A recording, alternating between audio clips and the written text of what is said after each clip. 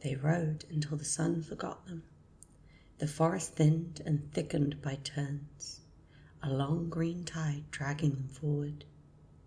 For a time, the road was little more than 2 ruts, threading between roots like swollen knuckles. Ferns brushed their roots, leaving dew on leather. Birds sang in brief flurries, as if they too were on edge.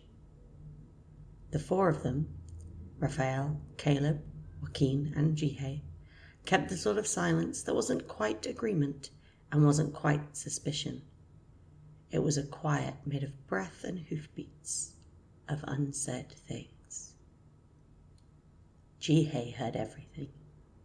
It wasn't only her ears, though the fox in her fought all morning to show them, to flare at each crack of twig and scrape of bark. It was the way sound travelled here, true and unadorned. A woodpecker's measured violence, the light lash of a branch against Joaquin's sleeve. Raphael's steady cadence of breath matched to a horseman's rhythm. Caleb's whispering prayers when he thought no one could hear.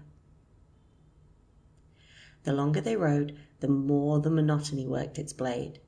The forest turned from cathedral to corridor. Trees became the same tree. Shadows were the same shadow, repeated endlessly. The mind reached for anything that broke the pattern. Caleb broke first.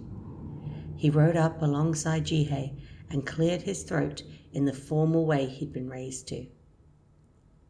"We're going to need a landmark or a fight soon," he said, attempting a smile. "I'm beginning to think we've angered the god of boredom." "Don't," Raphael said without turning his head. "They listen." "Right. Sorry." Caleb's smile died, then staggered back to life. "So, Joaquin, you said the ridge after the birches, then the split rock?"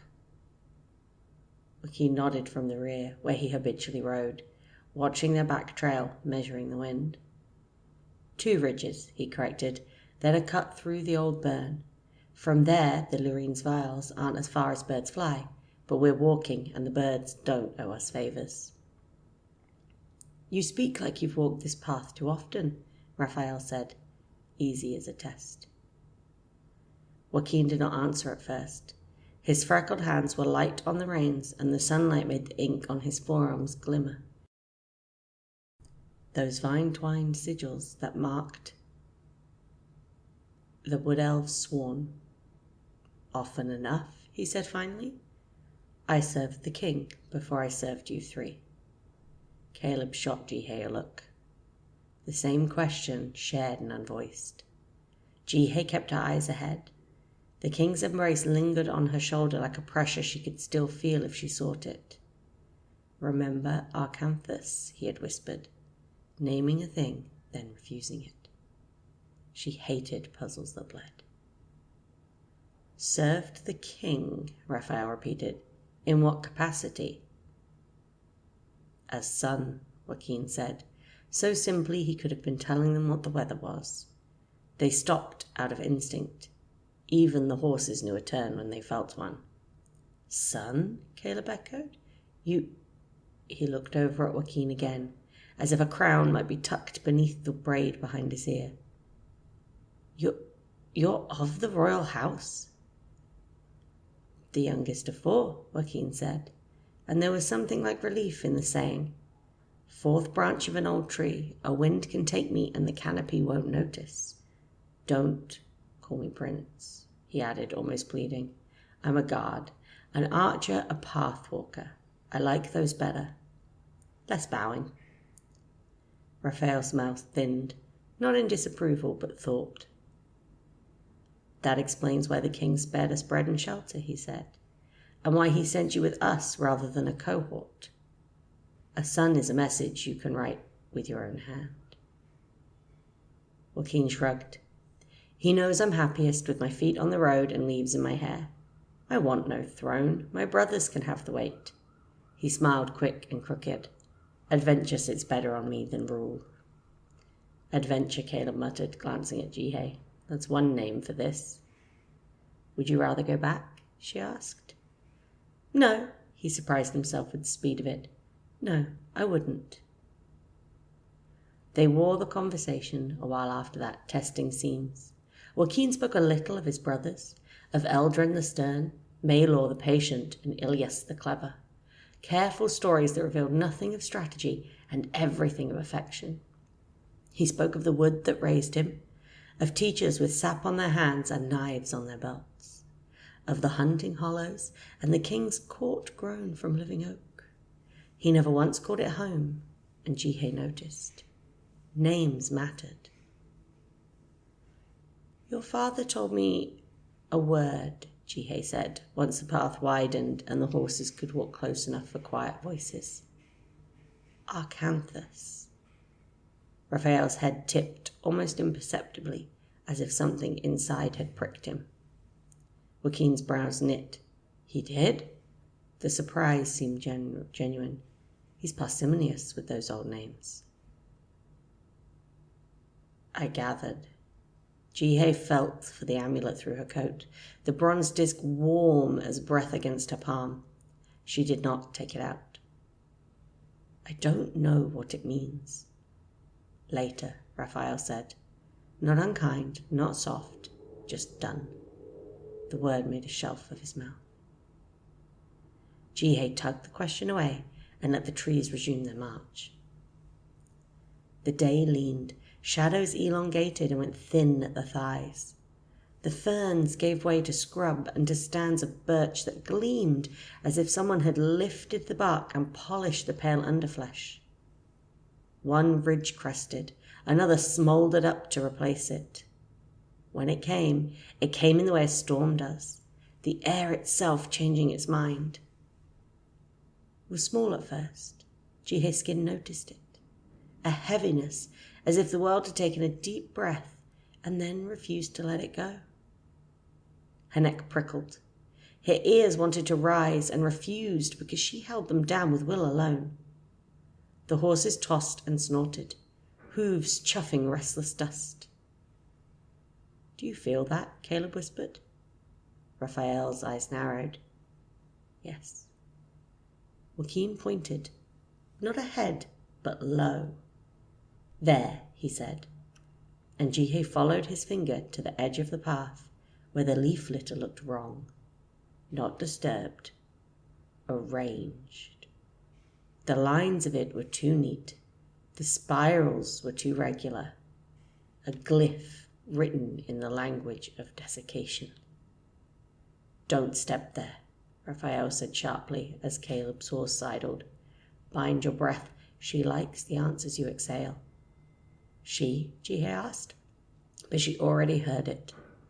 A sound too high to be human, too thin to be a branch, a sound like knives playing at bees. The wasps came like a thought you couldn't unthink.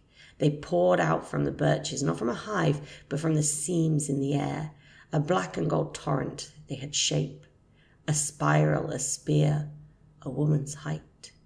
They swirled and tightened, bodies striking bodies until they became density, until the buzzing pitched into the center and made a new sound entirely, a kind of voice.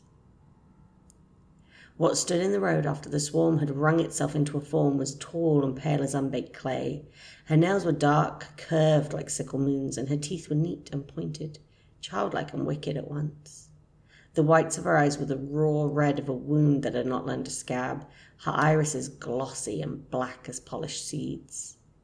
Her hair hung in ropes that reminded Jihye of the roots of strangler figs. The smell of her sweetness turned the way fruit does when it forgets itself. She hissed a long exhale over a mouthful of needles. The hiss became a word that wrapped itself around Jihye's name and wore it like skin. Jihye. Every muscle Jihye had ever owned told her to run, and every lesson life had carved into her bones told her that running first was how you died. She did not move. Her claws ached within her hands, fingers now, but not by much. Fox, fox, fox, her blood chanted. The woman, no, not a woman, never a woman, dragged her attention sideways and saw Joaquin, her head cocked half a degree. A slow smile bared her small, sharp teeth. "The little king's sapling," she said, amused. "How curious he sends his own rootling into sure rot." Joaquin's bow was already in his hands. "He didn't send me. I asked to go." "The trees do not ask to sway," she said. "The winds tell it."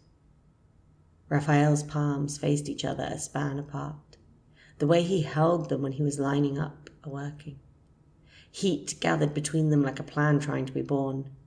"Esmeralda," he said, naming her as one names a knife one recognizes. She smiled with all her small, neat teeth. Her gaze returned to Jihye and bared itself a degree. "Come, fox, bring me back what you borrowed. That shine in your ribs is not yours, and you know it." The other thing in Jihye, the long-limbed wrongness that leaned closer to fire and asked to be invited, stirred at that. She strangled it with her attention and spoke in her own voice. "You wore my name in my sleep and tried to make me call it a gift," she said. "I owe you nothing." Esmeralda laughed softly. The leaf spiral shivered, pleased to be in a scene. She began to walk forward without disturbing a single edge of pattern. Raphael's hands closed. Fire became a hard brightness, a white-orange wheel. He cast it with a flick as economical as a signature. Flame hit Esmeralda's breastbone and blew out like a dandelion. It became 1,000 petals of heat, and then forgot it was heat at all, unmaking itself around her like a curtsy.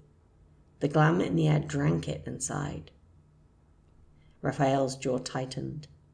Esmeralda glanced at him with the cattish curiosity of the beloved keeping one eye on the boring friend. She touched 2 fingers together in the air as if pinching an invisible gnat. Raphael jerked, caught, not lifted, just held, every muscle declaring its outrage and obeying anyway. Caleb made the mistake of shouting his name. Esmeralda, without looking, wrote a little line in the air with her nail. The sound around Caleb thickened. His breath stayed between his teeth. His eyes moved too much because nothing else could. "Don't," Jihye said. Not loud. Sharp. "If you want me, come and take me." "Want?" Esmeralda's red eyes brightened. Such pretty mortal verbs. "I prefer older ones. Claim. Forfeit. Oh." Jihye moved. She chose the fox because the other thing inside her was a door she did not trust yet.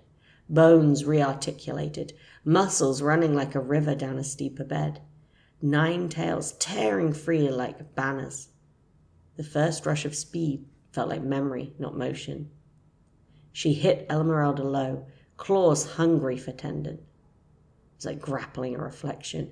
Resistance was there and not there, as if Esmeralda had remembered to be solid in some places and forgotten in others. Jihye's claws scored lines that gleamed like silver and didn't bleed. The moths that made Esmeralda's dress loosed in angry clouds and pelted Jihye's muzzle, dusting her with powder that stung like nettle fire. She snarled, spat, slashed again.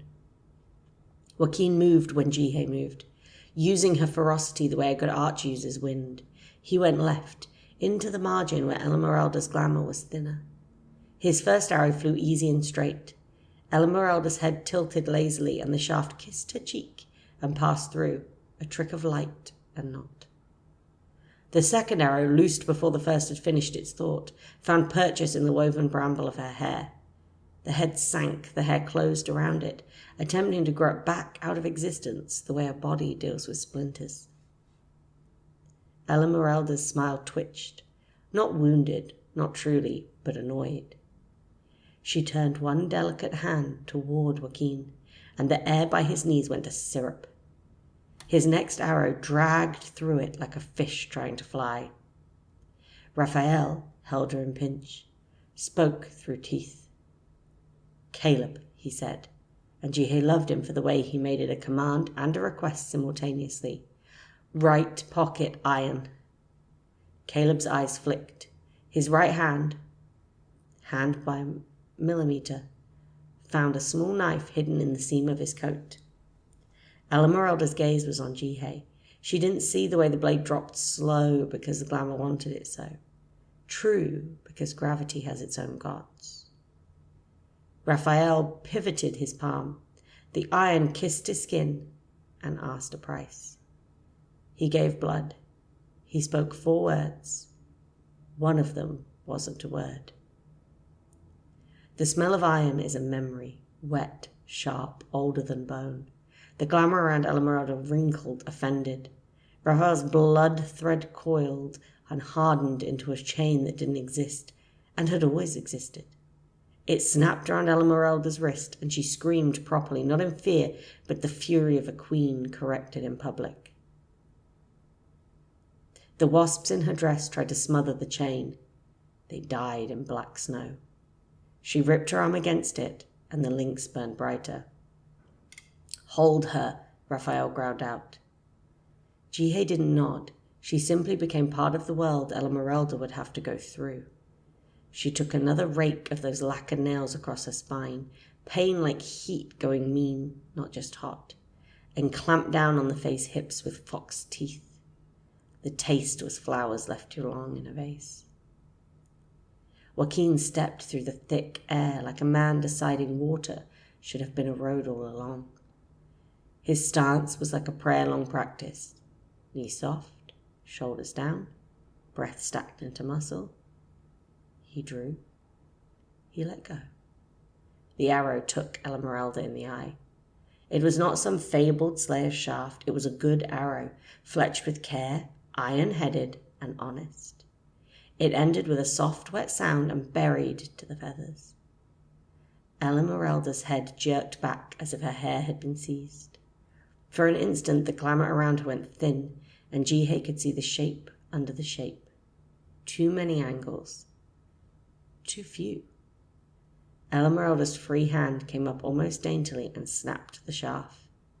Half the arrow fell, and the other half remained in her skull like an accusation. She laughed.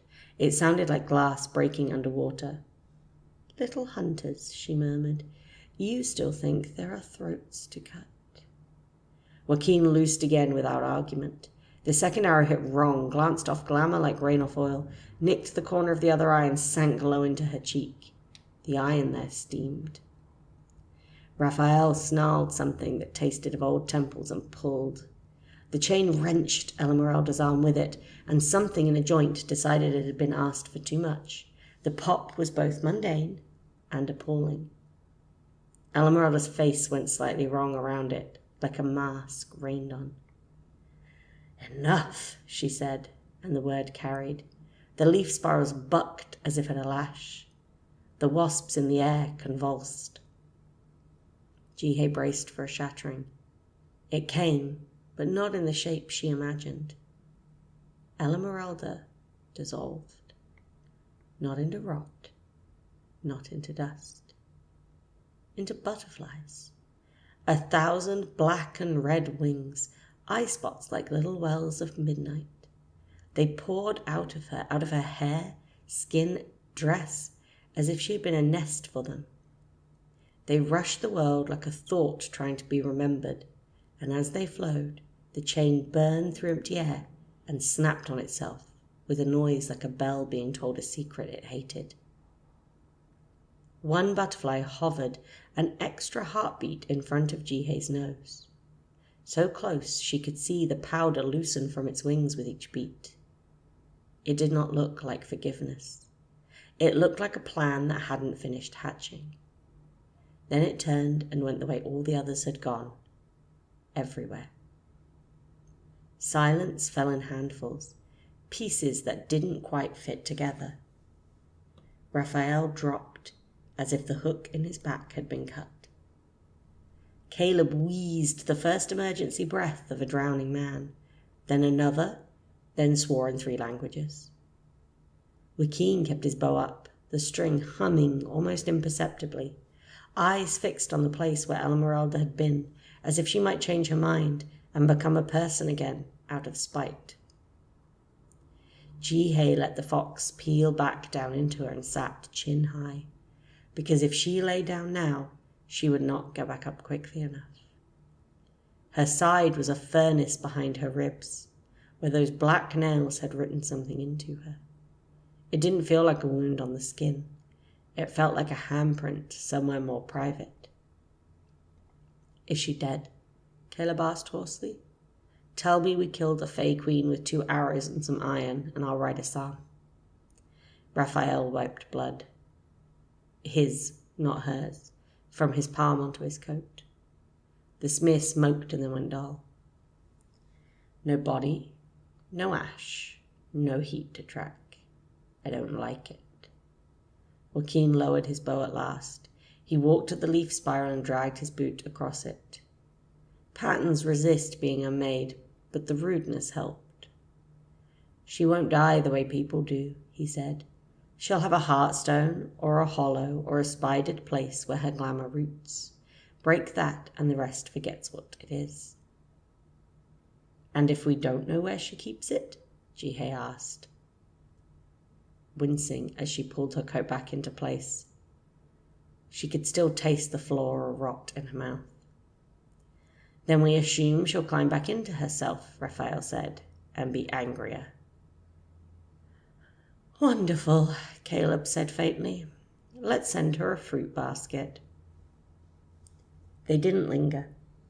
Places like this, where a Fae had been close to herself, held on to your footsteps. The forest changed again around them, the air losing Elamerelda's sweetness, but not all of her weight. The birches gave way to older trees that had learned how to be dignified and dangerous. Light thinned. A narrow stream giggled across the path as if none of this was its problem. "The Lurines lay their paths like nets," Joaquin said, voice pitched to the level confidant who didn't quite trust you. "If you see a road that looks too helpful, don't take it. They keep their doors down the ways no one chooses." "They're going to adore us," Caleb muttered, "showing up with moth dust and missing arrows and the scent of a Fey Queen's temper in our hair." "Call her a queen to their faces and they'll salt your boots," Raphael said. "The Lurines think titles are diseases." "Good," Caleb said. "I'm asymptomatic then." They crested a low rise and found a meadow soaking up the last of the day. Grass brushed their knees. Through a bite in the distant tree line, a pale cliff showed itself. The world beyond it a smear of hard blue. Joaquin pointed not at the pretty gap, but towards a darker seam at the meadow's edge. "That way," he said. "Quicker to their veils, and less likely to be seen until we mean to meet." They turned. For a blessed 20 breaths, no one remembered they had mouths.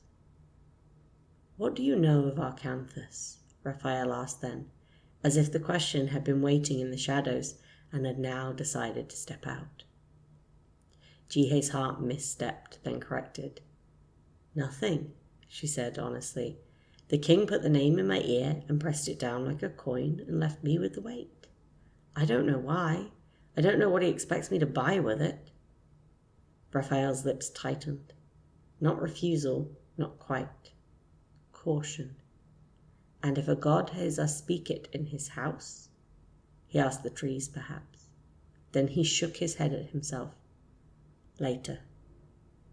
She gave him back his word without liking it.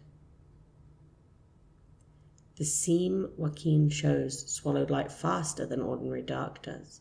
Branches knitted overhead too deliberately to be an accident of growth. Rocks underfoot had iron veins in them, so thin they sang only to people who knew how to listen. Jihye did not like that they sang to her.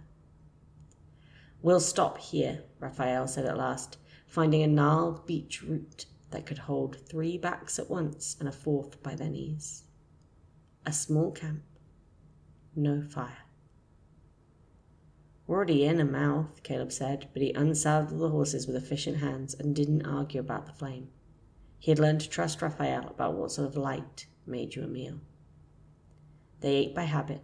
Cheese and a heel made less meager when Joaquin, who had said nothing about hunger, produced another heel and made the fractions less cruel. They passed a skin. Joaquin refilled it from a seam of water he found by listening for the ways the stones complain when they are forced to be bridges. Jihye shrugged out of her coat. The welt down her side where Esmeralda's nails had found her wasn't on the skin. It made a smear of heat beneath it. Raphael leaned in, hand hovering, not yet touching. The air around his palm warmed like a hearth thinking about its life choices. "This isn't a wound of meat," he said. "She scratched where the fox sleeps. If you let it scar wrong, it will be a map that takes you places you don't mean to go." "I have maps enough," Jihye said, because she did. The amulet under her shirt made its own opinion known against her palm. Warm, insistent, the way someone's name feels when it is about to be said out loud. They let the twilight become its own person. When it was old enough to be trusted, Raphael spoke as if the conversation had never really paused, just circled to find a more protected angle. "Arcanthus," he said, and the air in the beech's root listened with more than ears.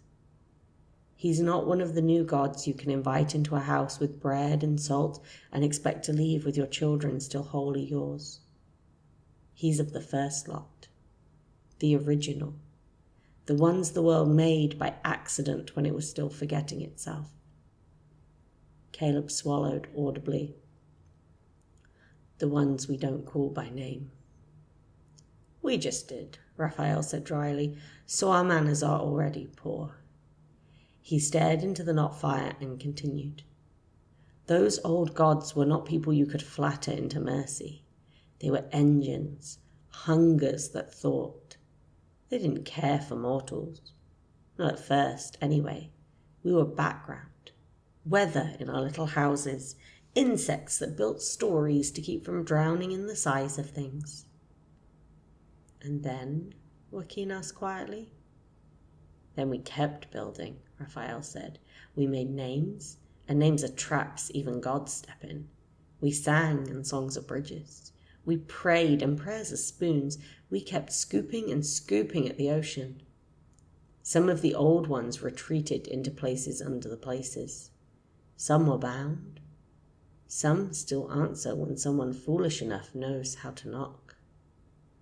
His eyes slid to Jihye's, and then away, as if he'd hoped not to make it a look. "And Arcanthus?" Jihye asked when he didn't continue. She wanted the knife of it. "What name sits under his?"